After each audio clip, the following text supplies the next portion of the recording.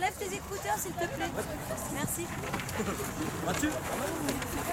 On vous a rapproché, vous allez entourer Monsieur Sabatier. Vous vous approchez le plus possible. Voilà. Ça m'a été On attend la fin de la distribution des feuilles, là, pour ceux qui n'en ont pas eu. Non, c'est pas la même.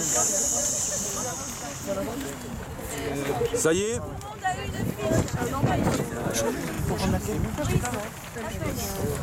Donc, nous sommes ici à l'intérieur du cimetière de Saragosse, qui est un cimetière énorme, forcément. Il y a plusieurs centaines d'enterrements par jour, dans les jours où il y a vraiment beaucoup de monde, donc c'est énorme.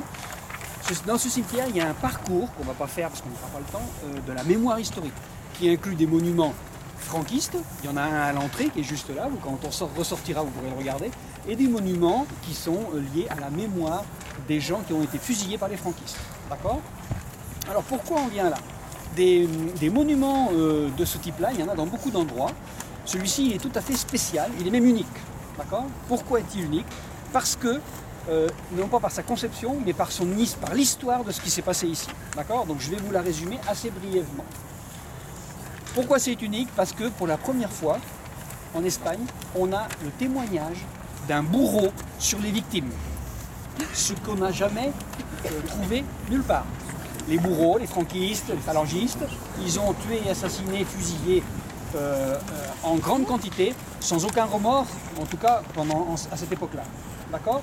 Or, il se trouve qu'ici, on a le témoignage d'une personne qui était un prêtre, un moine lui-même plus exactement, qui a assuré pendant plusieurs années les services, on va dire, spirituels, tout ce qui est spirituel, dans ce cimetière, et surtout dans la prison qui est juste à côté, et la prison franquiste, enfin, la prison de l'époque qui est devenue franquiste par la suite. D'accord ?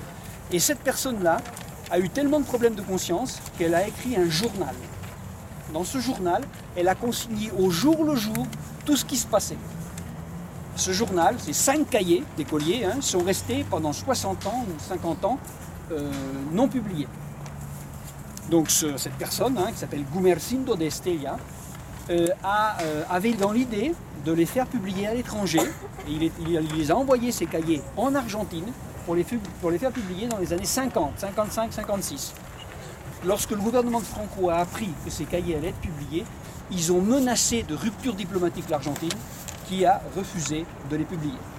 Il a fallu attendre encore 30 ou 40 ans avant que ces cahiers ne soient publiés dans les années 80, 85 à peu près. D'accord ?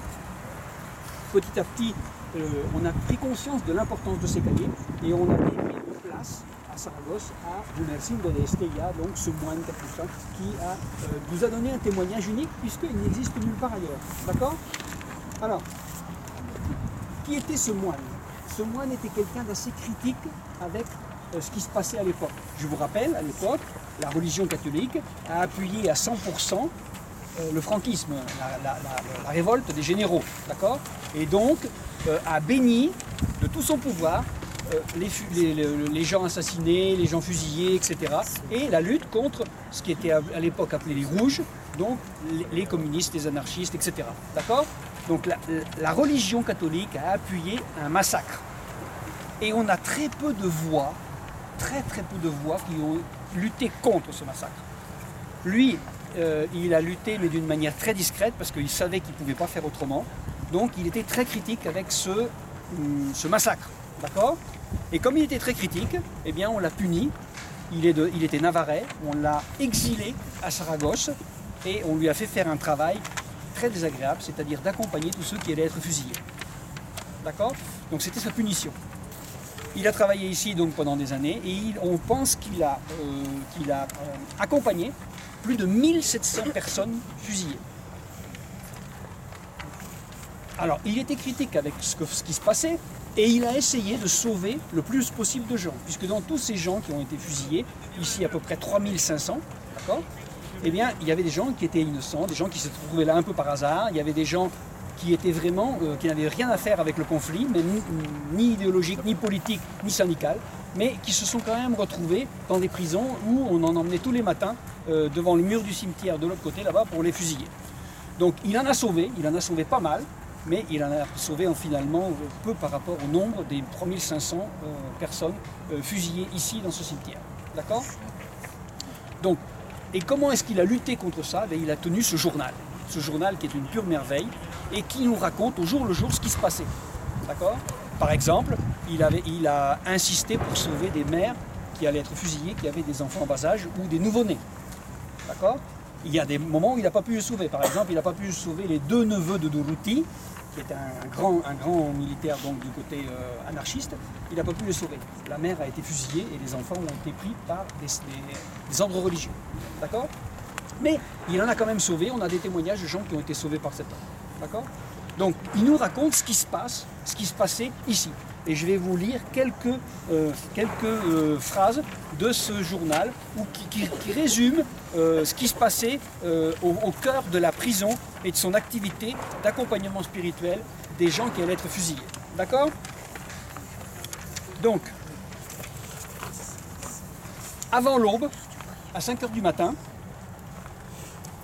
le directeur de la prison faisait passer l'information aux gens qui allaient être fusillés le jour même.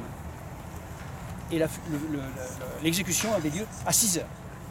D'accord? C'est-à-dire que ce prêtre, Gumersinto d'Estella, avait moins d'1 heure pour confesser, accompagner les gens qui allaient être fusillés.